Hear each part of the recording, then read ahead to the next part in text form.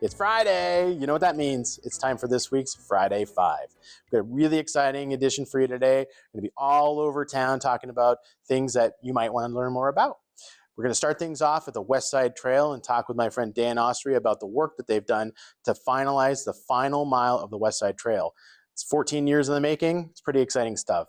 We're then going to head over to the History Center, where my friend Maura is going to talk to us a little bit more about what went into the Stroll Haunted Yarmouth event over the last couple of weeks, which was, again, another sold-out show.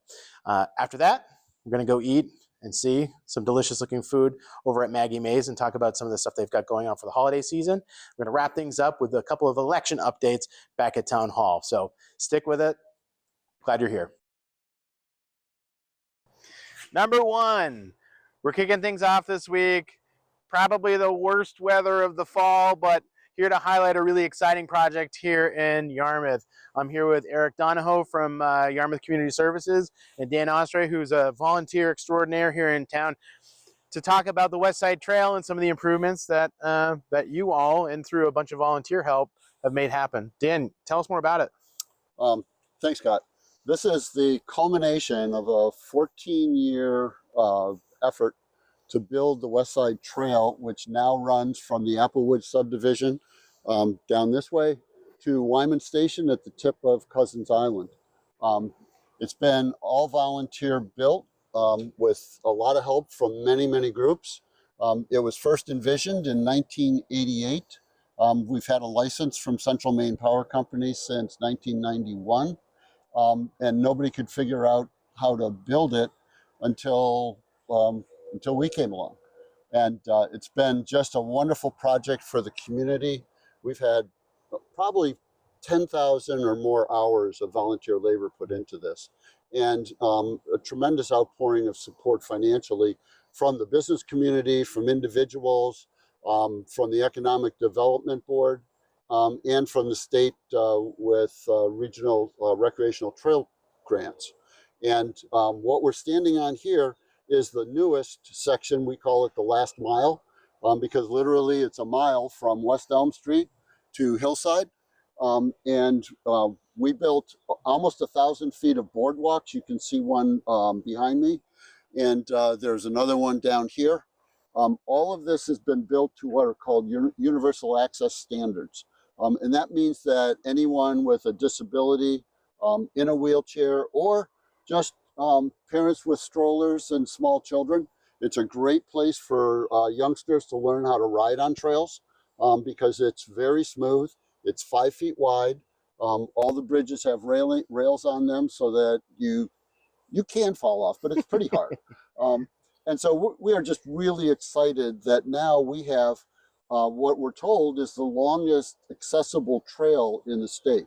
And we're very, very proud of that. It's also a great place for the student athletes to dryland train. It will give them a round trip 5-mile run. We think that that's really exciting and much safer than running on the roads. So, between Eric and I, we've come up with many of these new designs. We've refined everything. And we had a wonderful contractor who did this work for a very reasonable cost to us. And he has sculpted it so that you can barely see the trail beyond where you're standing. So it's always an adventure every time you come around a turn.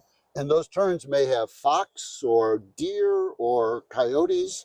And in the spring, they may have salamanders and frogs. So it's just a wonderful experience to be out here. And we encourage people to get out and try it and give us your feedback. That's great. Connectivity, neighborhood connectivity, bicycle culture, all huge hallmarks here in Yarmouth. This last segment really kind of brings this entire trail together, and we thank you both for your time and efforts and volunteerism in this. Thank you.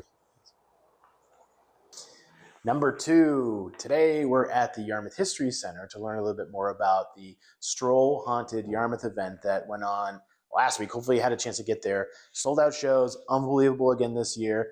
And we're here with my friend Maura from the Yarmouth History Center to tell us a little bit more about. Hey Scott, welcome. Yeah, welcome a little bit more about what prompted the story, and a little bit more about your work with the players. Okay, well, Royal River Community Players approached us 7 years ago with this great idea to run this program in the Baptist Cemetery right by the Hillside Meeting House.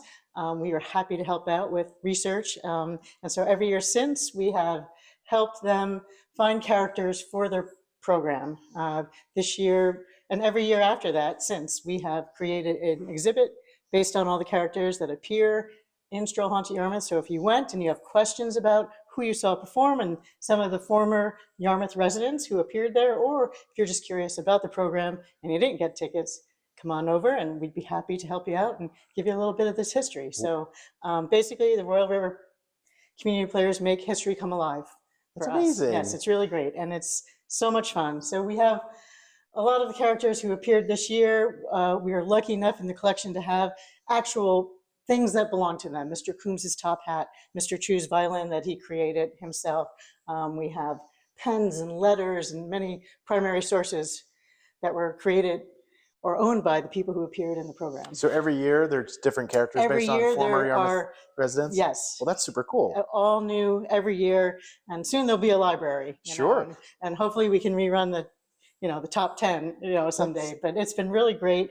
The community's been incredibly supportive of the community players and the History Center. And we just encourage everybody to come in, check out the exhibit, and ask as many questions as they like. And that's amazing. So the History Center comes up with some of the sort of the storylines, then the Royal River community players then kind of put their own spin on it and creative liberties that make it come alive. We do the research. We give them factual history of people, or as much as we can, or the events. And we give that information to the writers, and then they take their creative license to create a story about these people. What a wonderful thing that we have here in Yarmouth. Yes, we're super lucky. So Maura, for folks who want to learn more about this exhibit and all the other things that the History Center offers, where can they go? They can go to our website, or they can come in here. We're open Tuesday through Saturday, 10 to 4. And they can also visit the Royal River Community Players website. They have great photographs of all the events and also a summary of all the characters who show up. Awesome. Well, thank you so much for having us, Thank you. Maura. Thanks for a visit. Come back. And come to the History Center and check it out for yourself. Number 3. This week, we're highlighting another amazing Yarmouth-based small business. This week, we're at Maggie Mae's. Let's go meet up with Kate and John.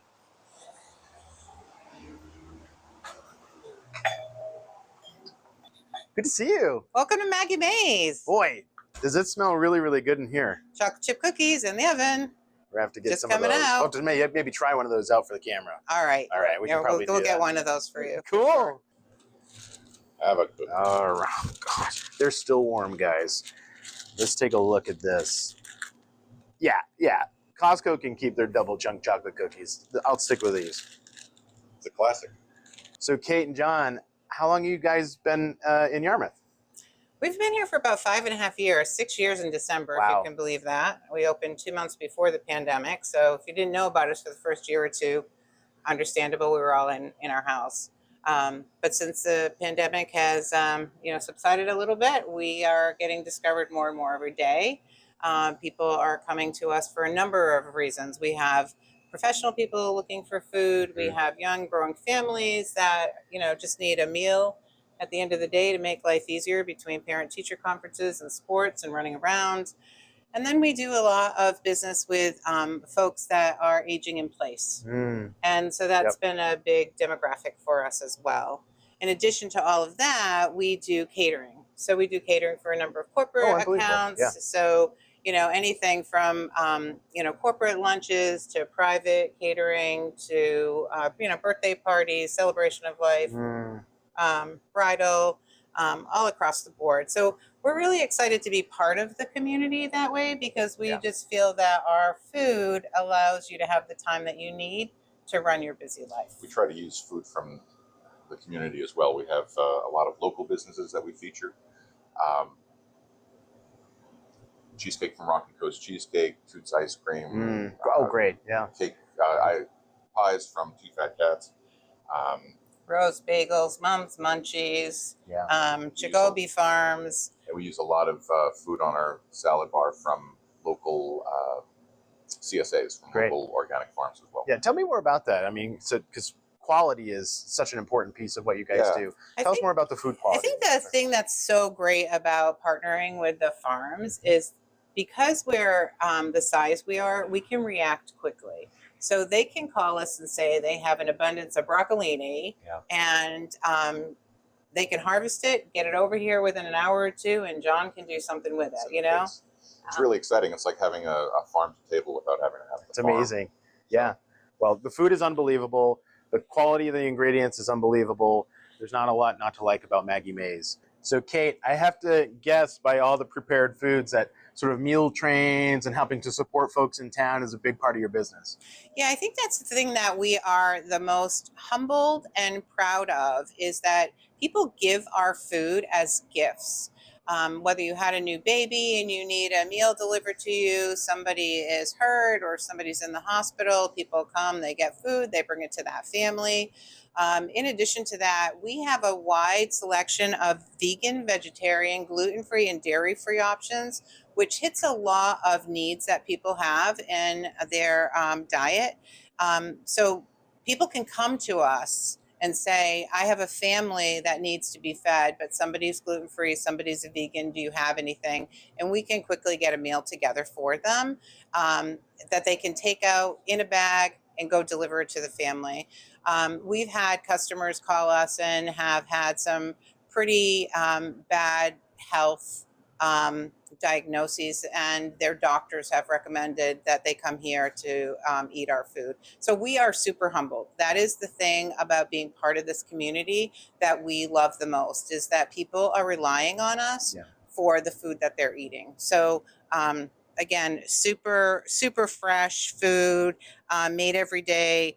As I'm talking to you, a customer just called to order an egg salad, and we don't have our egg salad sitting somewhere. We're actually chopping these fresh eggs and making it right here on the spot for somebody. And it's one of the things that we love doing, and our customers love us for it. Maggie Mae's, kid tested, doctor approved. In addition to all of our yummy food, our customers have come to know us for our fourth quarter promotion of gift. So we have a gift for the holiday, whether it's Hanukkah, Christmas, whatever you celebrate, we have a little bit something for you. Really tasteful, really well priced. Come in, shop around. We do our best to make sure that we're really decorated for you so that you're in the spirit when you're here, and we're happy to help. Number 4, we're back here at HQ. Early voting wrapped up yesterday, so we're got full steam ahead towards next Tuesday's general election. Couple of important details. Unlike some previous general elections, voters must go to the Yarmouth High School Gymnasium, not the AMVETS, Yarmouth High School Gymnasium, access off of Portland Street. That's where you're going to be able to find our wonderful and fabulous Lisa Grant and her team of election workers to submit your ballot. We've got an unbelievable amount of early voters and absentee ballots come in, but we suspect it's still going to be a very busy day. We're anticipating historic voter turnout this year, and so it's going to mean we're going to need a few more personnel from town hall to help Lisa and her team at the high school. So the Yarmouth town office will be closed to the public next Tuesday, November 5th. That said, if you have things you need to have done, we'll be here to answer your phone calls. We also want to highlight some of our online services because as much as we'd love to see you, you don't need to come to the town office to do most of your transactions. If you need to register your vehicle or pay your taxes, pay your sewer bill, all of that can be done on our website, yarmouth.me.us. Number 5, here with my friend Karen McNeil, everybody's friend Karen McNeil. Who am I kidding? Director of Yarmouth Community Services. Talking about a cool little initiative that the town office and our friends here with the town of Yarmouth have been putting on. As you may or may not know, food insecurity continues to be a growing concern here in Yarmouth, and our friends at the Yarmouth Food Pantry are just doing amazing work and trying to fill that gap. But there's a lot of need. And so with the election right around the corner, we've created this little food drive initiative, election collection, I should say. And so here at Yarmouth Community Services and at the Merrill Memorial Library, we've been collecting food throughout the last month. And it sounds like we'll have some presents at the actual polling place at the high school next Tuesday, where folks, if they come and when they come to vote, can drop off some food. So what's the food pantry looking for these days? Yeah, there's a very specific list of items that you can help your neighbors in need. Things like pasta sauce and baked beans, cereal, big boxes of cereal, not individual servings, all kinds of kids snacks that you might pack for a student to take to school, cassava flour and regular flour, crackers like Ritz and saltines, ramen noodles, jams are preferred over delis. Things like bar soap, laundry detergent or laundry soap, pods are preferred. Dish soap, shampoos, conditioners, and other toiletries are always needed. Great. We are going to have the YCS van set up at the election on Tuesday, so join us there. Bring your items that you'd like to donate, and we'll make sure they're sorted and delivered to our food pantry. In the meantime, if you don't want to bring it there or you've already submitted your absentee ballot, please feel free to contribute at the Merrill Memorial Library or YCS. Great, thanks. And if people want to learn more about the food pantry or how they might be able to get involved, where can they find that information? Yeah, we have information on the Yarmouth Community Food Pantry Facebook page and also through YCAN, which is ycan.info. Yeah, you can also find that on the town's website under, I believe it's a community heading, direct link to that site as well. So thanks again, Karen, and we hope to see you next Tuesday. And that's going to do it for this week's edition of the Friday Five. Thanks again for tuning in. Again, if you have any projects or any other programs that you'd like to learn more about that we might be able to highlight on future week's Friday Five, feel free to get in touch. Either swing by the town office or shoot me an email. Love to learn more about that. Also, small businesses in Yarmouth, if you want to highlight things that are going on, important things that you're doing in the community, or just, want to feed us some more chocolate cookies, we'd love to talk with you as well. So we'll see you next week. Thanks for tuning in.